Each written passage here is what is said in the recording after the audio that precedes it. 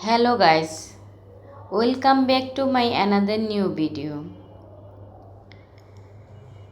So guys, আজকে আমি data রান্না করব। আমাদের এখানে বলে মাইল্লা। যাই হোক, আপনাদের এখানে কি বলে জানি না। আসসালামু আলাইকুম, সবাই কেমন আছেন? আশা করি সকলে অনেক অনেক ভালো আছেন। আলহামদুলিল্লাহ আমিও ভালো আছি। তো আমি ডাটাগুলো এর মধ্যে কেটে নিলাম এবং সাথে আলুও কেটে নিলাম। আলু না দিলে ভালো লাগবে না। এখন আমি পানি দিয়ে এটাকে ধুয়ে নেব।